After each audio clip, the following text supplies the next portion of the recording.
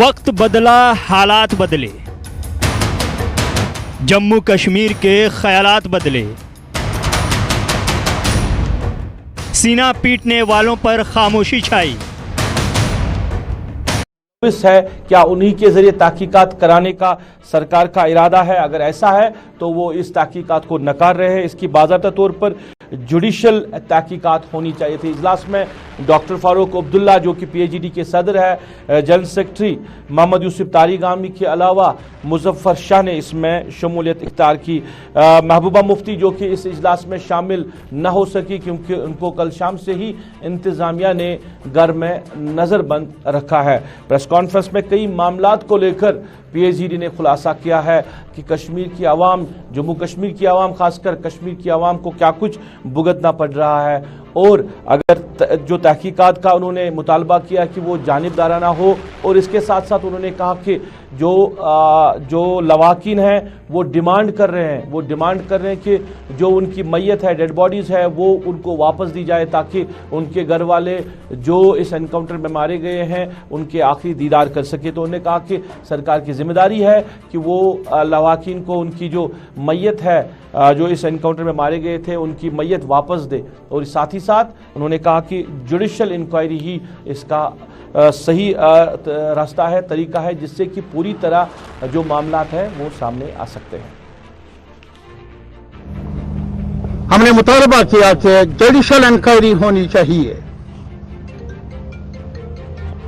अब वो तो जो चले गए वो वापस आएंगे नहीं, लेकिन उनके अयाल को, उनके बच्चों को कम से कम ये तो तशफ़ी मिल सकती है कि आखिर किन गुनाहों की सजा मिली है इन मासूम सिटीजन्स को, आम शहरियों को। मालिक मकान अल्ताफ मुदस्सिर जो डॉक्टर पेशे से रहा है और एक मजदूर रामबन से,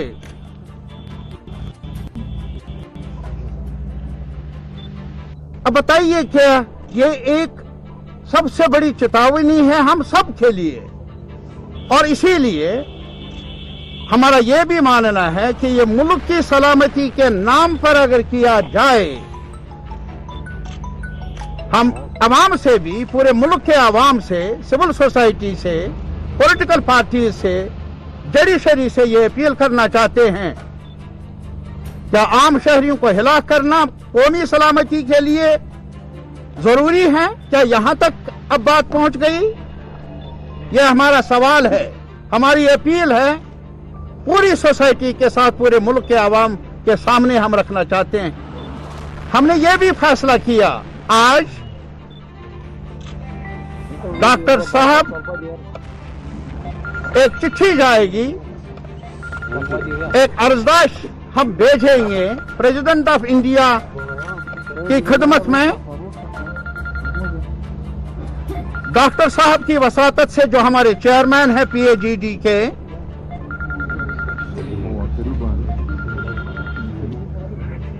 और उसमें हमने ये मुतालबा किया है कि इसकी तहकीकात होनी चाहिए, क्रेडिबल तहकीकात होनी चाहिए। यह नहीं कि मजिस्ट्रियल जिन्होंने किया, जिस इंतजामिया ने किया, वही अब मुनसिब भी बने, वो हमें मंजूर नहीं। हमने ये मुतालबा किया है कि एक क्रेडिबल इंक्वायरी होनी चाहिए, जो हमारी नजर में सिर्फ जुडिशल इंक्वायरी ही हो सकती है। और जो गुनाहगार हैं, जिन्होंने ये जुर्म किया, उनको कैफिर किरदार तक कानून के दायरे में, कानून के शिकंजे में लाया जाना चाहिए। यह हमारा मुतालबा है, चाहे कोई कितने ही बड़े ओहदे पर क्यों ना हो।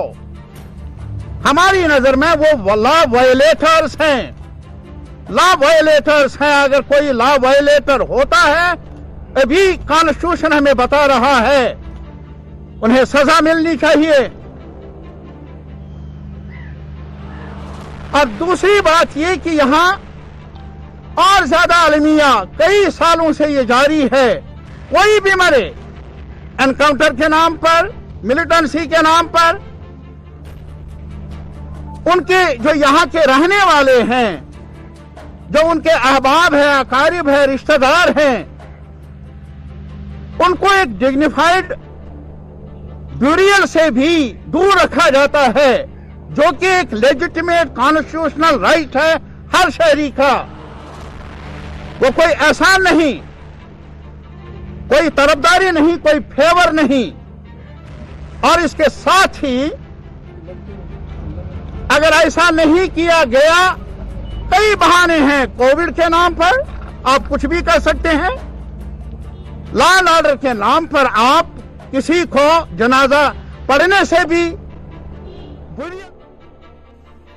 चलिए, पीएचईडी ने प्रेस कॉन्फ्रेंस की। प्रेस कॉन्फ्रेंस में कई मुतालबात सरकार के सामने रखे हैं कि उनको आईन हक देता है कि जिन लोगों के ये नौजवान चले गए हैं, जो गोलियों का निशाना बने हैं, कि वो उनके आखिरी रसूमात अदा करे, तो कौन उनको रोकता है? क्या हिंदुस्तान का आईन इनको ये हक नहीं देता है? दूसरा, इसमें इन्होंने ये भी कहा था कि बाज़ाब्ता तौर पर अब मुल्क के सदर के नाम एक मकतूब इरसाल किया जाएगा इस वाक़े को लेकर, और भी जिस तरह के हालात बने हैं कश्मीर में उनको लेकर। और उन्होंने कहा कि अभी सरकार को चाहिए, इंतज़ामिया को चाहिए कि वो इनकी मैयत वापस दे, और उन लोगों के साथ फ़िलहाल जो लोग सड़कों पे हैं, जो एहतजाज कर रहे हैं, जो कल शाम रात देर गए तक श्रीनगर की प्रेस कॉलोनी में बैठे फरियाद लगा रहे थे कि उनको डेड बॉडी वापस दी जाए, उनकी फ़िलहाल सरकार को चाहिए कि उनकी डेड बॉडी उनको वापस दी जाए, ताकि वो अपने लवाकिन उनके आखिरी रसूमात अंजाम दे सकें।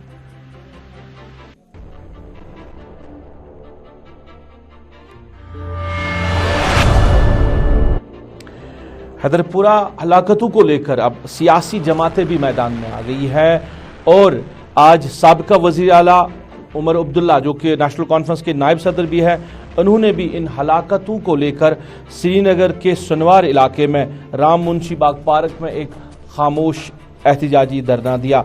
गमजदा कुंबे के साथ इजहार यकजाती। उमर अब्दुल्ला का ये कहना है कि वो कोई जुडिशल इंक्वायरी नहीं चाहते हैं, वो इस मामले में जो भी लोग मुलवस हैं फ़िलहाल उनके लिए सज़ा का मुतालबा नहीं कर रहे हैं। वो इस वजह से आज सड़कों पे आए हैं कि जो लोग मरे हैं अब उनकी मैयत ही उनके लवाकिन को वापस दी जाए। उमर अब्दुल्ला ने यह भी कहा कि कल शाम देर गए तक उनके जो लवाकिन प्रेस कॉलोनी में रहे, जो वहाँ पे उनके साथ सलूक रवा रखा गया है, वो भी काबिल मजम्मत है। उन्होंने कहा कि आज सुबह तक उन्होंने इंतज़ार किया था कि शायद सरकार या जिस तरह पुलिस ने उनको बुलाया था कोई फ़ैसला लेगी उनकी जो मैयत है, डेड बॉडीज़ हैं, उनको वापस देने के हवाले से। अब जब नहीं दिया गया था फिर उन्होंने फ़ैसला लिया कि अब उनको सड़कों पे आना चाहिए। उन्होंने कहा कि उन लोगों की तरफ इशारा करते हुए कहा कि नज़रें अब उनकी खुलनी चाहिए कि ये लोग सड़कों पे हैं, बच्चे लेकर एहतजाज कर रहे हैं, और डिमांड क्या है, वो कोई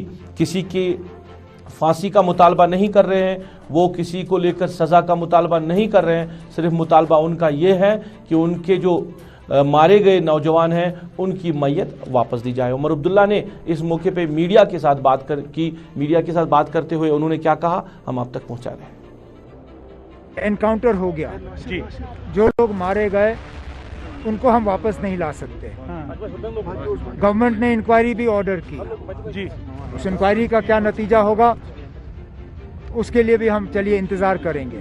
लेकिन आज यहाँ मेरे बैठने का मकसद उस एनकाउंटर के खिलाफ आवाज़ उठाना नहीं है, ना मैं इंक्वायरी की मांग कर रहा हूँ, ना मैं ये कह रहा हूँ कि किसी को फांसी दी जानी चाहिए। मैं सिर्फ अपनी आवाज़ उन फैमिलीज़ की आवाज़ के साथ जोड़ना चाहता हूँ जो अपने रिश्तेदारों की लाश की मांग कर रहे हैं जी, और जिन्होंने गवर्नमेंट को अश्योर किया है कि दफनाने के दौरान वो किसी भी तरह का लॉ एंड ऑर्डर डिस्टर्बेंस जो है वो नहीं होने देंगे जी। आज के दिन में जबकि पुलिस ने खुद जब इस एनकाउंटर के हवाले से मीडिया को ब्रीफ किया तो कहा कि इन लोगों को उस बिल्डिंग में लिया गया था आइडेंटिफिकेशन के लिए और मदद के लिए। अगर ये लोग उस दौरान मारे गए तो पुलिस की मदद करते करते मारे गए, और अगर पुलिस की मदद करने का नतीजा ये है कि आपकी लाश को जो है हंदवारा लेके दफन किया जाए, जहाँ के दफनाने के वक्त में कोई रिश्तेदार भी वहाँ ना हो, तो मुझे लगता है ये इंसानियत का कत्ल है। और मैं और कुछ नहीं मांग रहा हूँ यहाँ, मैं सिर्फ ये कोशिश कर रहा हूँ कि कम से कम अगर हमारे यहाँ बैठने से किसी की आंख खुल जाए और उन घर वालों को इंसाफ हासिल हो, तो मुझे उससे ज़्यादा और कुछ नहीं चाहिए। उमर साहब, इनको इन कत्ल किया क्योंकि 3 परिवार अब हैं जिन्होंने कहा कि ये बेगुनाह है। 4 इंसाफ तो अगला कदम है। जहाँ तक मैं उन रिश्तेदारों की मैंने बात सुनी, वो तो फौरी तौर तो यही कह रहे हैं कि हमें लाश दे दीजिए। और मैं कल, अगर आप मेरे साथियों से पूछें, कल पूरा दिन मैं ये करने के लिए तैयार नहीं था, क्योंकि मुझे लगा कि इनको इंसाफ हासिल होगा।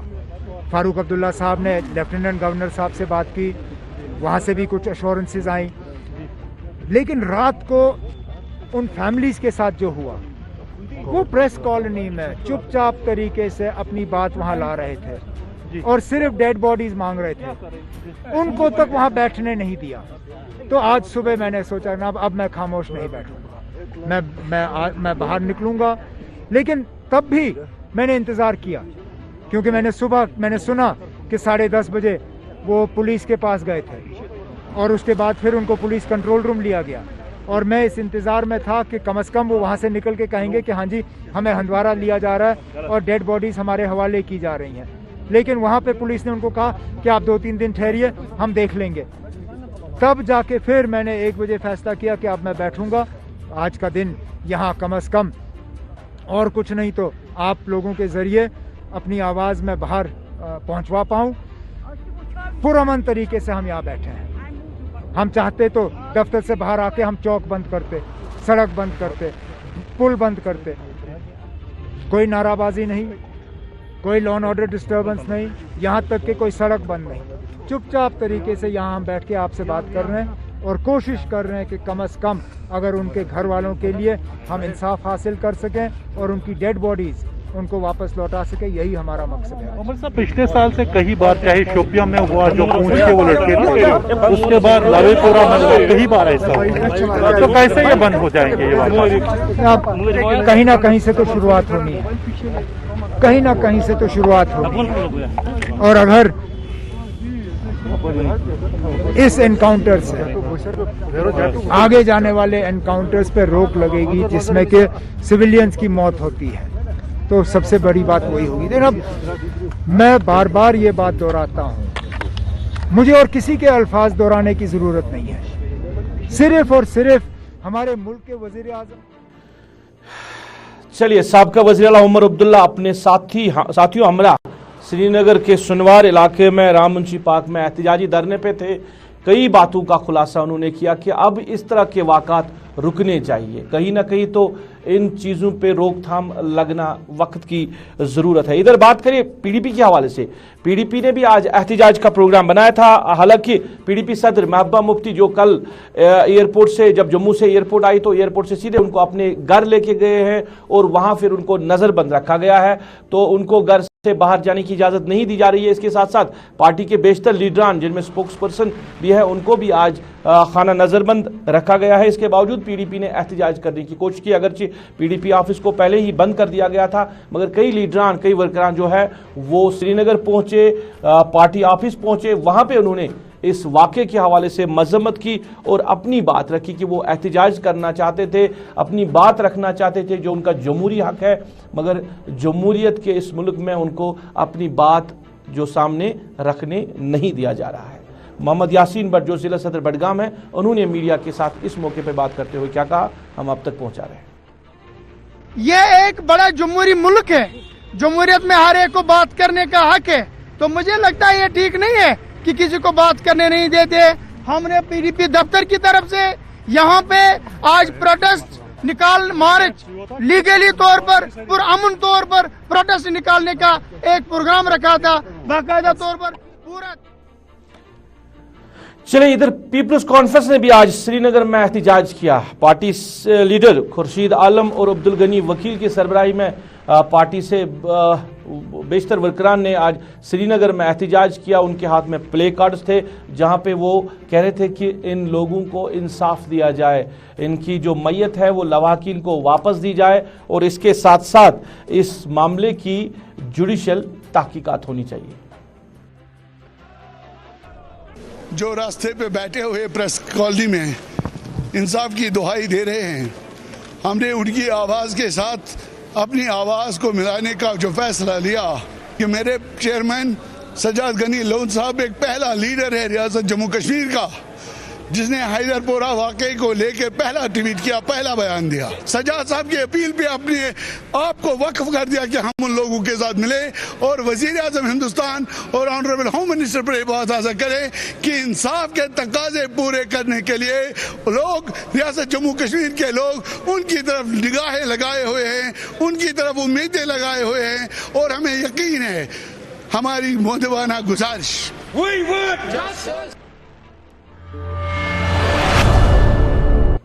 चले, एहतजाज का सिलसिला जारी है और वादी के मुख्तलिफ इलाकों में एहतजाज की खबरें आ रही है। इधर बार एसोसिएशन अनंतनाग ने इसी मामले को लेकर कोर्ट कम्प्लेक्स अनंतनाग में एहतजाज किया। मामले को लेकर उन्होंने तहकीकात का मुतालबा किया और लवाकिन को मैयत वापस देने की उन्होंने भी डिमांड रखी है। इसके साथ साथ उन्होंने कहा कि इस मामले को लेकर जुडिशियल तहकीकात होनी चाहिए। हमारा सिर्फ वो हमारी डिमांड नहीं, वो तो हर एक की डिमांड है। हर जी इज्जत, हर जी शऊर आदमी की ये डिमांड है कि बॉडीज को वापस किया जाए। हमारी डिमांड ये है कि इंसाफ किया जाए। अगर कातिल है उनको बेनकाब करके अपने आप को भी बचाओ जिल्लत से, और वही इंसाफ है मजलूमों के साथ कि कातिल लोग जो हैं वो बेनकाब किए जाए और उनको कानून की गिरफ्त में लाया जाए।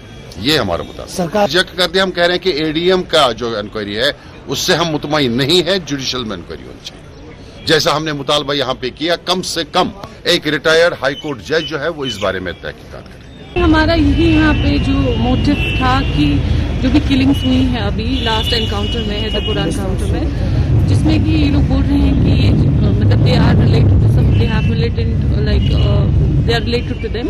तो हम चाहते हैं कि अगर इनका कोई डायरेक्ट या इनडायरेक्ट जो भी है, इनका अगर इनका कोई कनेक्शन है उनके साथ, फिर जो बॉडीज जो उनकी फैमिली की जो डिमांड है कि बॉडीज जी उनको प्रोवाइड की जाए, तो हम भी ये चाहते हैं कि मतलब बॉडीज उनको प्रोवाइड की जाए। और उनकी फैमिली ये भी बोल रही है कि उनका ऐसा कोई कनेक्शन नहीं है, तो गवर्नमेंट सामने आए, उस चीज को प्रूव करे कि अगर उनका कोई कनेक्शन है उसमें भी वो प्रूफ उनको दे, ताकि जो है। नाज़रीन, आप स्पेशल रिपोर्ट देख रहे हैं। स्पेशल रिपोर्ट में आप जरा बात करेंगे कांग्रेस पार्टी के हवाले से। जम्मू कश्मीर में कांग्रेस की बात करें तो कहीं ना कहीं लीडरान में इख्तिलाफ है और इख्तिलाफात की जो वजह है वो भी सामने अब आ रही है कि लीडरान की सुनवाई नहीं हो रही है। जहां एक तरफ पार्टी के सदर, जम्मू कश्मीर के सदर जीए मीर आज अवंतीपोरा गए थे, वहां पे उन्होंने पार्टी कन्वेंशन बुलाया था। दूसरी तरफ अगर हम खत्ता चिनाब की बात करें तो वहां पे गुलाम नबी आज़ाद जो है वो खीमजन है अपने लीडरान के हमरा, और कई लीडरान उनके साथ हैं और कई लीडरान जो है वो गुलाम अहमद मीर के साथ है। आज गुलाम अहमद मीर ने पार्टी कन्वेंशन अवंतीपोरा में बुलाया था और इस दौरान उनके साथ पार्टी के जनरल सेक्रेटरी सुरेंद्र सिंह चन्नी और बाकी लीडरान मौजूद रहे। बीजेपी सरकार को तनकीद का निशाना बनाते हुए उन्होंने कहा कि जो वादे किए गए थे वो कहीं पूरे नहीं हुए, अब यहाँ की आवाम को मुंह खोलने की भी इजाज़त नहीं दी जा रही है। हमारे साथी ने उनसे पूछा कि कांग्रेस में कहीं ना कहीं दो दड़ दिखाई दे रहे हैं, एक गुलाम नबी आज़ाद वाले लीडरान क्योंकि जिन्होंने इस्तीफा दिया है पार्टी ओहदों से, और दूसरे आपके। इस पूरे मामले पे गुलाम अहमद मीर ने मीडिया नुमाइंदों के सवालों का किस तरह जवाब दिया, हम आप तक पहुंचा रहे हैं। मोदी और भाजपा सरकार के होते हुए उनके राज में इस वक्त किसी को बोलचाल अलाउ नहीं कर रहे। जितने जुल्म सितम किए जा रहे हैं, चाहे वो माइनॉरिटीज पर है, नौजवानों पर है, और उसके खिलाफ में कोई आवाज अलाउ नहीं कर रहे। इसलिए कांग्रेस पार्टी ने इन्हीं सतह पर जा रहे हैं, जब लोगों से पूछ रहे हैं तो उनको जो सदमा है, उनकी जो परेशानियां है, उसको वो दबाने की कोशिश कर रहे हैं। जो इस खबर की जहां तक बात है, फिलहाल उसमें 2 लोग ओहदेदार हैं। चाहे वो नाम कितने का लेंगे, मगर हमारे स्टेट यूनिट में उसमें सिर्फ 2 ओहदेदार हैं। और उन 2 ओहदेदारों का जब हम देख रहे हैं, ये जो हमारा लगातार मुहिम चल रहा है, तो पिछले 2 साल से तो उनका कहीं नेब निशान नहीं पता है। वो कहीं पर भी किसी प्रोग्राम में, किसी अवामी प्रोग्राम में कहीं पर भी अपने आप को शामिल नहीं किया। उसका क्या वजह होगा वो उनको पता होगा। तो जहां तक उनकी वो चिट्ठी लिखने की बात जो अखबार ने लिखी है, उसकी कोई भी कॉपी, कोई भी intimation as a PCC president मेरे पास नहीं है। देयरफॉर जब मेरे पास उनका लिखा हुआ कोई चीज या उनका बताया हुआ कोई चीज नहीं, तो उस पर कमेंट करना ही बेकार है। ठीक है ना। अखबारी खबरों को मैं जाती तौर तरजीह नहीं देता हूं। अगर वो डिसिप्लिन लोग होते, अगर वो पार्टी को समझते, तो फिर नाज़रीन, अब जरा तामीर व तरक्की के हवाले से बात करें और लोगों के मामलात और मुश्किलात के हवाले से भी बात करेंगे। गुजर संगरवनी बारामूला का इलाका है, जहां पे पिछली बर्फबारी से स्कूली इमारत को काफ़ी ज़्यादा नुकसान पहुंचा था और फिर दोबारा इस बिल्डिंग पे मरम्मत होने की बात कही गई थी और काफ़ी बार वहाँ के लोग जो है वो इंतज़ामिया के पास गए थे कि इसकी मरम्मत की जाए ताकि बच्चों को भी मुश्किलात ना हो तालीम हासिल करने में। मगर लोगों ने इल्ज़ाम लगाया कि तब से लेकर अभी तक इस पर कोई मरम्मत ना हुई है, ना इसको ठीक करने की कोशिश की गई है और ना ही जो महकमे तालीम से वाबस्ता जिम्मेदारान हैं वो इस इलाके में आए हैं इस बिल्डिंग को देखने के लिए। अब आगे बच्चों के मुस्तकबिल का सवाल है। अगर बच्चों को तालीम देनी है तो क्या इसी बिल्डिंग में वो तालीम देंगे, इसी जो ये बिल्डिंग अभी खस्ता हो चुकी है इसी में तालीम देगी जहाँ पे अब रहना बड़ा मुश्किल है। तो कई सवालात का उन्होंने कहा कि जो उन्होंने सरकार के सामने रखे थे, मगर आज तक ना इसी बिल्डिंग को ठीक किया गया है और ना ही दूसरी बिल्डिंग तामीर करने के हवाले से कोई इकदाम उठाए गए हैं। हम आपको ये बताना चाहते हैं कि ये गवर्नमेंट हाई स्कूल है ये, और इसकी हालत आप खुद ही देखें, नज़र इसको डालें और इसके कैमरे में दिखाएं। उसके साथ कम्युनिटी हॉल है और ये पीछे बिल्डिंगें देख रहे हैं कि इतना पैसा गवर्नमेंट खर्च करती है, तो अब ऐसी बिल्डिंगों में कौन अपने बच्चों को भेजेगा। इसलिए लोग मजबूर हैं प्राइवेट स्कूलों की ओर रुख करने के लिए। और इस जहाँ स्टाफ की भी कमी है, जहाँ इनके ये बिल्डिंगों के अब देखे ऐसी हालत है जहाँ अगर थोड़ा सा भी रिपेयर और इसको नजर किया होता है, इनकी थोड़ी रिपेयर की होती तो उसके बाद इनकी ये हालत नहीं होती। ये दिन ब दिन टूट रहे हैं, डैमेज हो रहा है, गवर्नमेंट का नुकसान है। कम्युनिटी हॉल के देखो हाल, वहाँ टीन के फटे खुले पड़े हुए हैं। और ये स्कूल का जो देखो 4 द्वारी का मसला, जहाँ को एजुकेशन। चलिए नाज़रीन, इसके साथ ही अभी तक के स्पेशल रिपोर्ट को अपने मेज़बान को ख़त्म करने की दीजिए इजाज़त, इस वादे के साथ कि आप अपना ख्याल रखेंगे, हमें अपनी नेक दुआओं में याद रखेंगे। अल्लाह आपका, हमारा सबका हाफिज़ व नासिर।